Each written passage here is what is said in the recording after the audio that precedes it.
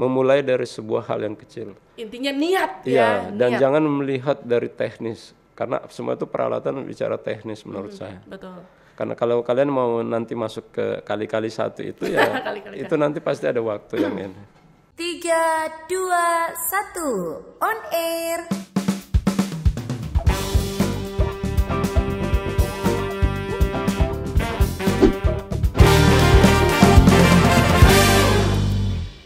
Hai guys, jumpa lagi bersama saya Gracia lagi Selva dalam acara Noken Kotra Nonton Kotra Keren. Dan sekarang kita sudah punya narasumber yang sangat luar biasa, spesial. Beliau adalah seorang sutradara, pegiat seni, pegiat seni tari, dosen, pengusaha, dan banyak sekali. Langsung saja ini dia, Ia Murda. Yeay!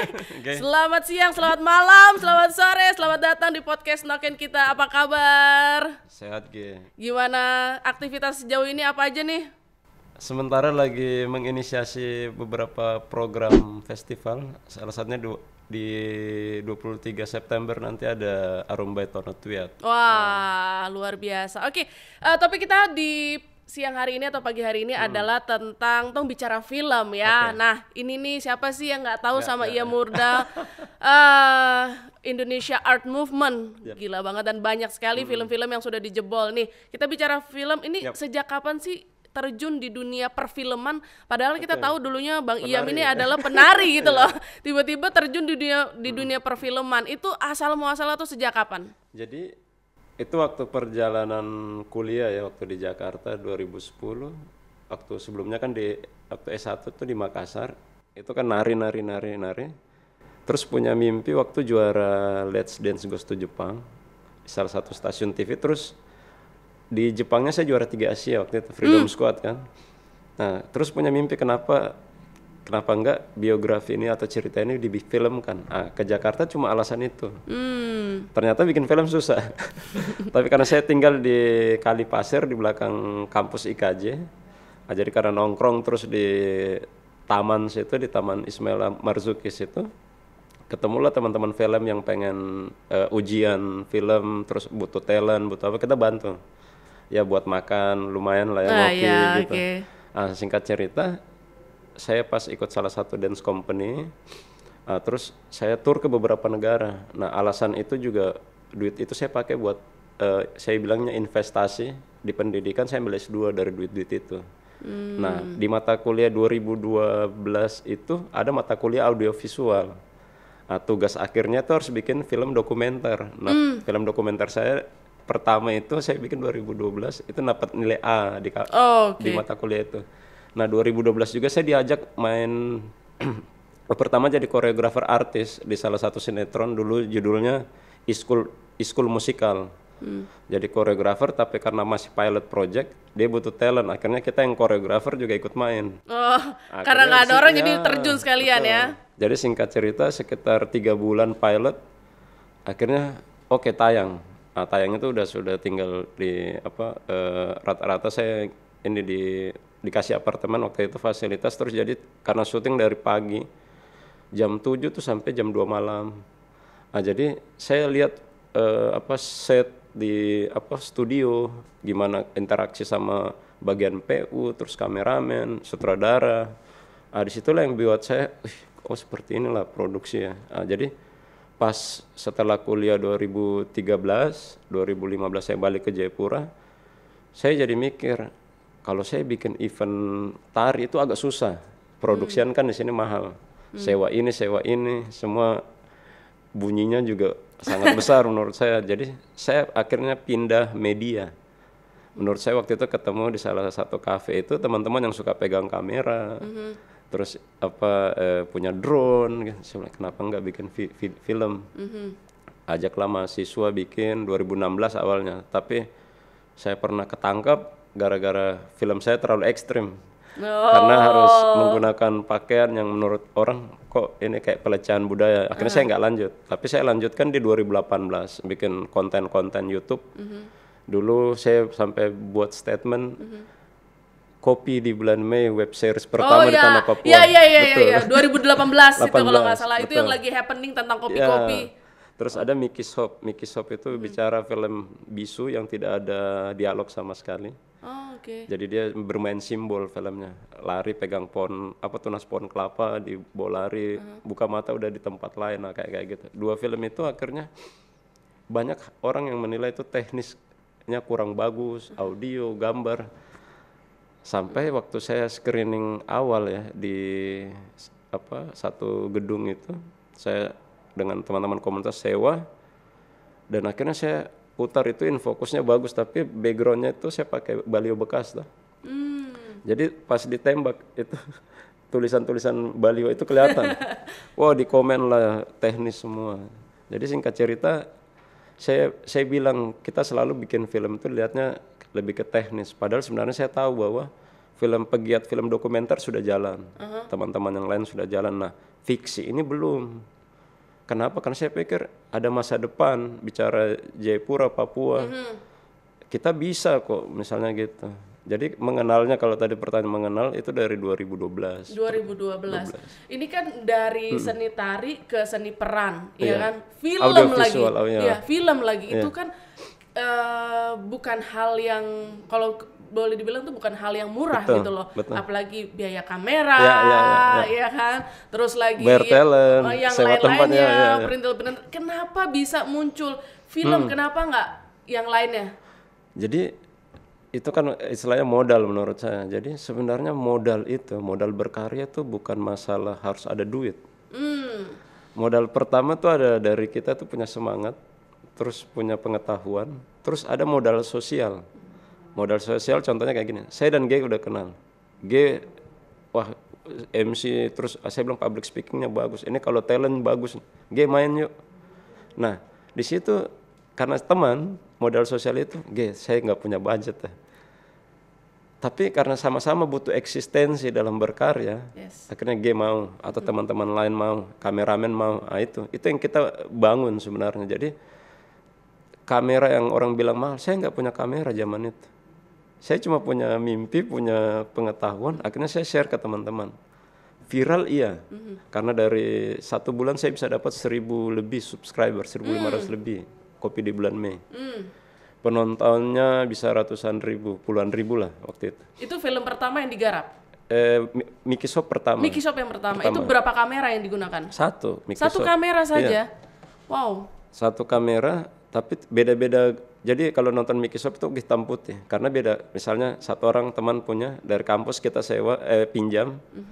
Terus kalau udah dibalikin, pas mau syuting pakai kamera teman yang di bawah standarnya.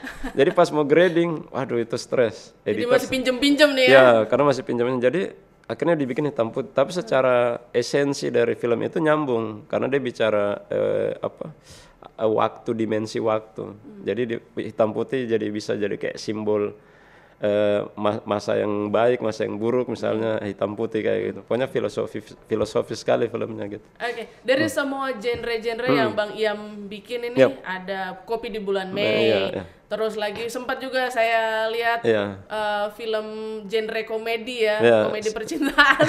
Kan dia main. Iya, makanya saya singgung. Itu sebenarnya Bang Iam sendiri lebih suka atau lebih senang itu arah genre perfilmannya di mana? Saya sebenarnya suka antara dokumenter sama fiksi, saya suka dua-duanya. Masing-masing punya tantangan. Dokumenter tuh memang secara pendekatan ke masyarakat, misalnya kerjasama dengan salah satu instansi, bikin di biak, bagaimana kita cara masuk ke, kita riset dulu, terus ngobrol sama yang narasumber sampai dia mau ikut syuting, itu kan berat. Beda fiksi biasa ya itu kalau ada duitnya kan enak tuh, tapi prosesnya ngatur tim ini, kamera, bikin call sheet, pokoknya syuting jam 7, bagaimana driver dan lain-lain, itu kan yang sulit. Nah tapi poinnya kalau bilang suka, saya suka dua-dua. Kalau bicara background bikin film, malah saya dokumenter dulu. Modalnya yang paling gede yang mana Bang? Fiksi ya? Gede. Fiksi lebih besar ya? Lebih besar. Dokumenter tuh bisa satu kamera pun jalan, yang penting audionya jalan, itu dokumenter. Tapi memang biaya risetnya biasa besar. Tapi di fiksi juga ada riset awal. Jadi fiksi tergantung, bisa jadi kayak lokasinya di mana, terus apakah diambil momen masa sekarang atau masa lampau. Kalau masa lampau kan kita harus rekonstruksi bangunan yang mirip di era 90-an misalnya. Otomatis penampilan, kostum semua, makeup itu, mobil, properti itu semua harus mengikuti di era itu. Dan Belum lagi pemain, misalnya pemainnya ada punya banyak portofolio, otomatis Iya, harganya juga beda. pasti. Ya. Oke, kita ngomongin film lagi. Modal awal Iya. seorang Ia Murda bikin film, modalnya tuh berapa? Modal Selain tadi modal apa Duit, ya, iya. keinginan, terus juga dari hati, pertama, apa lagi? mobil pertama modal. cuma sekitar mungkin 50.000, 100.000. 50.000, 100.000. Iya, untuk beli kopi aja. Wow. Makan, kita makan yang seadanya aja, gorengan, itu gitu aja. Sampai yang mungkin dia sendiri tahu bahwa orang pada saat menghina secara teknis, mereka nggak tahu visi misi besar saya. 2019 saya dapat bantuan pemerintah dari Bekraf zaman itu. Dapat 0,5 miliar lebih, 682 juta kalau tidak salah. Karena apa? Konsistensi itu bikin karya, bikin aktivasi workshop, diskusi. Pemerintah lihat itu, dibantu. Sekarang coba ngomongin teknis, bukan sombong ya. Karena dulu zaman itu pengetahuan kita kurang, peralatan kurang, jadi wajar. Jadi kan sekarang kalau ada filmmaker baru, kita harus mengapresiasi itu. Karena apa ya, menurut saya, dia lagi mencoba. Kalau saya bilang ini ibarat bibit tanaman yang baru tumbuh, terus ada orang yang sok-sok pintar, sok jago, sok paling keren karyanya. Seolah-olah itu analoginya dia injak bibit tanaman itu akhirnya mati. Terus saya bilang waktu itu, kalau kau injak saya palingan sakit saja. Tapi saya akan tumbuh lagi di sini. Saya tidak mati karena mental perjalanan saya cukup lama gitu. Jadi dalam hal berkarya, mental itu sudah terbangun. Nah, kasihan anak-anak yang baru atau filmmaker baru yang baru muncul, terus banyak komentar-komentar. Itu akhirnya membunuh karakter atau semangat teman-teman adik-adik ini. Masih ada ya yang kayak Masih gitu? ada. Masih ada. Masih banyak. Oke, terus tantangan terberatnya dalam membuat atau memproduksi film itu apa sih, Bang? Tantangan paling berat sebenarnya tuh mencari ide awal atau ide gagasan. Pernah maksudnya ada ide terus pas di tengah jalan stuck gitu. Ada sering, karena gini, untuk kita punya mimpi, pengen nanti ada ekspektasinya kayak syuting di dalam mobil misalnya, atau misalnya mau bikin cerita di satu pulau misalnya, itu kan semua ada kendala yang dimana kayaknya agak susah di pulau itu, karena saya harus minta izin, dia punya transport, itu kan semua kita akan hitung secara biaya produksi, waktu dan lain-lain. Jadi sebenarnya menurut saya film itu sulit tuh mencari bagaimana ide itu muncul terus diinkubasi lagi sampai akhirnya menjadi sebuah skenario yang baik. Kalau untuk pendanaan pasti akan banyak problem, tapi kalau menurut saya kalau sutradara ataupun seniman yang karyanya udah bagus, pasti ada investor yang masuk. Betul. Yang membantu. Tapi awal yang susah itu. Kalau manage teman atau kru pasti bisa, menurut saya masih bisa lah. Hal yang paling berat itu tadi, mencari ide gagasan, terus bagaimana ide gagasan itu dituangkan dalam sebuah skenario yang baik. Itu. Jadi kurang lebih ide itu mahal ya guys. Mahal. Jadi jangan diumbar-umbar. Jadi iya. kalau ada ide tuh simpen dulu dalam hati, ditulis atau diketik di laptop ya. Supaya jangan dicuri orang lain. Kalau saya malah terbalik ya, sorry. Jadi saya tuh lebih suka umbar-umbar ide. Oh gitu. Tapi nggak takut dicuri idenya? Malah bagus, karena menurut saya ide itu bisa dicuri pasti. Tapi untuk eksekusi belum tentu dia bisa. Oh oke. Semua itu yang dong bilang semua orang bisa masak kangkung ya, tapi belum tentu sama rasanya. Betul. Oke, terus lanjut lagi dari semua film-film yang Bang Ia produksi yang paling berkesan. Kalau film pribadi yang paling berkesan itu Mickey's Hope, karena mungkin film pertama. Karena film bisu, tidak ada dialog, dengan pemahaman yang waktu itu sederhana, standar, tim yang menurut saya juga secara skill standar, tapi perjuangannya itu bisa dari 2016 ke 2-3 hari kita syuting, karena ditangkap itu akhirnya saya stop dulu, 2018 lanjut, itu bisa sekitar 6 bulan baru selesai. Karena ditangkap kenapa? Itu disekat sini. Okay. Pas adegan di sini, cuma karena saya nggak mau cerita di momen ini, tapi poinnya karena dulu kostumnya ekstrim, ekstrim, jadi menurut mereka pelanggaran atau etikanya kurang bagus. Padahal sebenarnya yang pakai juga bukan saya, jadi bukan pelecehan secara budaya, karena yang pakai juga orangnya sendiri gitu. Tapi ini nggak perlu bahas di sini. Poinnya itu. Itu Mickey Shop. Kalau film orang yang saya bantu, yang seru kemarin tuh Orpa. Oh iya betul, jadi teman-teman, Iya. sobat Noken, teman Noken, Bang Iem ini juga salah satu yang terjun di dalam produksi Iya. film Orpa. Iya, Sudah nonton kah belum? Sudah nonton kah belum? Saya juga belum nonton ya. Oke, Iya. gimana tuh? Ceritain dong tentang Orpa. Orpa itu ada awalnya ya. Itu ada dari teman-teman Kunz Film, mereka sosialisasi terkait sayembara jendela Papua. Sayembara ini adalah orang yang asli Papua sama yang ber-KTP Papua. Saya KTP Papua karena Layar Besar Jayapura dan mengabdi di sini. Dari ratusan peserta, akhirnya kita terpilih 4. Jadi Theo Rumansara yang film Orpa, yang sutradara, penulis. Saya juga lolos, ada film saya Hip Hop Papua, terus ada Wahyu Mika sama Grace juga namanya, dia punya cerita juga. Kita berempat yang di mentoring, penulisan, sampai ada pelatihan selama sekitar seminggu. Itu ada Mas Gari Nugroho mentoring kita, Cornelio Sani dan lain-lain, Andi Pulung untuk post pro-nya. Nah, Orpa itu waktu itu karena investornya waktu itu keluar, jadi film Orpa itu seharusnya kan kita semuanya film pendek. Jadi singkat cerita, akhirnya Orpa ada dapat investor baru, produser yang mau membantu, eksekutif produser. Akhirnya menjadi besar. Jadi karena sayang syuting di Papua cuma film pendek dengan tim yang memadai waktu itu dari Jakarta, akhirnya dibikin film panjang. Si Theo akhirnya nulis panjang. Theo mempercayakan saya dulu sebenarnya asisten sutradara buat di adegan. Cuma waktu itu ada kendala kecil itu dinamikanya. Pas tim Jakarta datang mau riset atau reki lokasi itu, unit produksi manajernya nggak muncul-muncul. Terus saya tuh sering membantu, ya gue tau lah, saya taktis. Butuh tempat ini yang kayak ala-ala di Wamena. Wah itu ada tim mencari, kita cari. Jadi Iyam ini oke nih. Langsung dibilang, Theo kayaknya Iyam bagus di unit produksi manajer. Terus ditawarin, Bang Iyam, ini sorry kan Bang Iyam secara posisi ini asistennya kan keren lah ya. Turun ke bawah dikit nggak apa-apa. Saya bilang nggak apa-apa. Saya malah pengen belajar yang lain malahan. Nah, casting director, kalau nonton film ada casting director, saya sama Bang Nick Musa. Itu jadi saya 2 peran di situ. Jadi unit produksi manager tuh mengatur apa-apa saja yang dibutuhkan secara produksi, lokasi, transportasi, makan, itu di unitnya saya. Jadi saya coba, jadi kalau lihat teman-teman lihat ini Orpa syuting di mana, itu unit saya yang kerja sama tim saya di bawah. Seperti itu. Jadi sampai kita nyari penata artistik, saya bantuin lah banyak hal. Karena ada mahasiswa-mahasiswa saya juga saya libatin.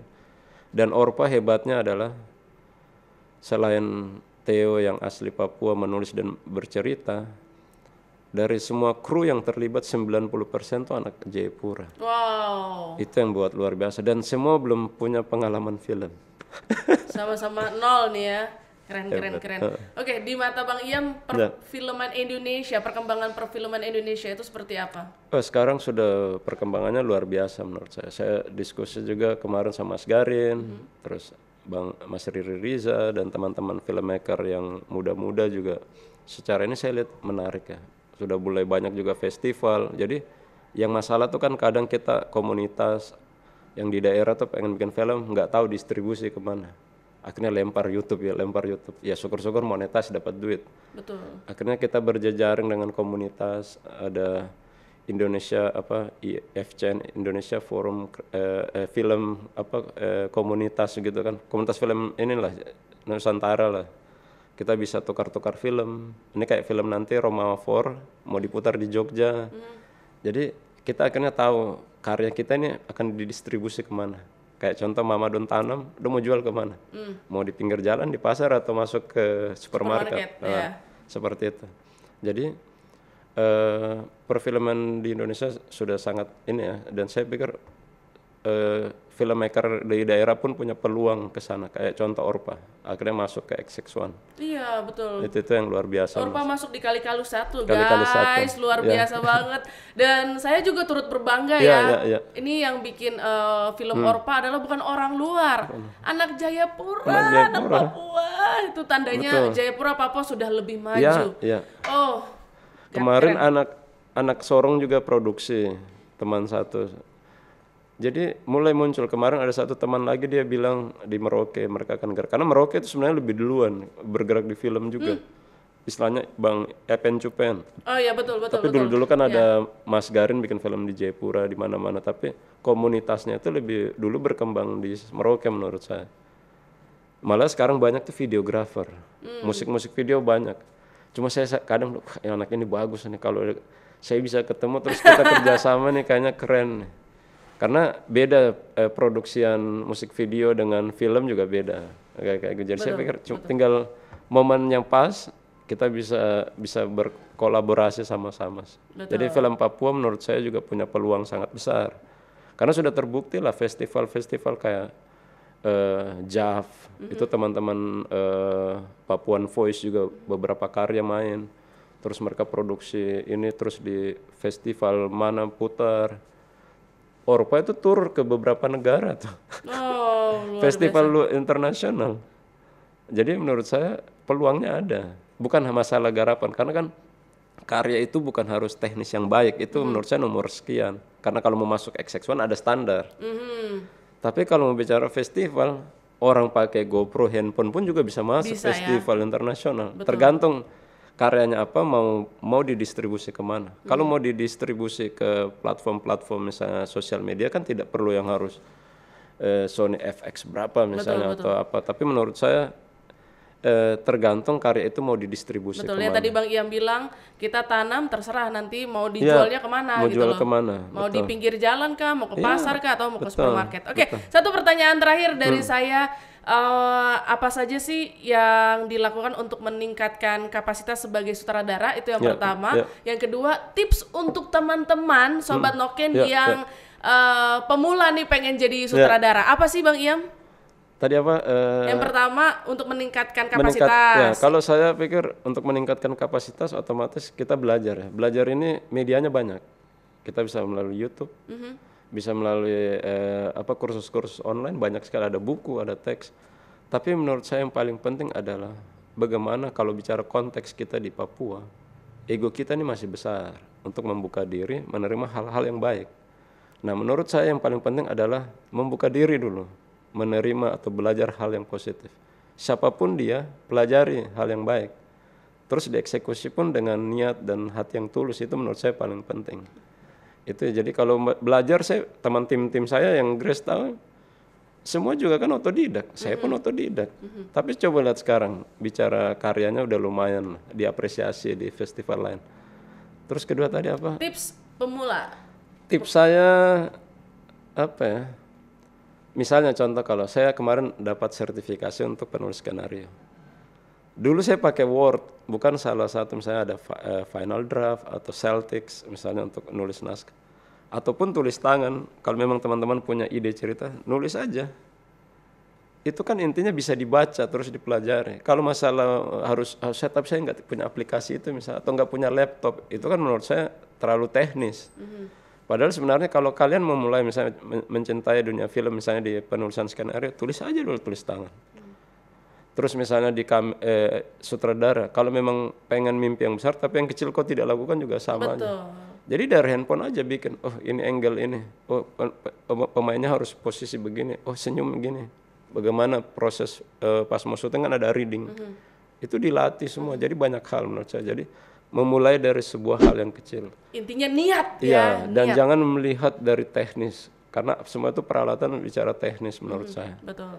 Karena kalau kalian mau nanti masuk ke kali-kali satu itu ya, itu nanti pasti ada waktu yang ini.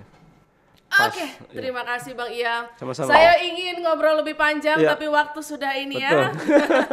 Oke, Sobat Noken dimanapun Anda berada, terima kasih Bang Iam, terima kasih untuk sudah hadir di studio kami. Terima kasih juga untuk teman-teman. Sampai jumpa lagi di episode Noken selanjutnya. Dadah.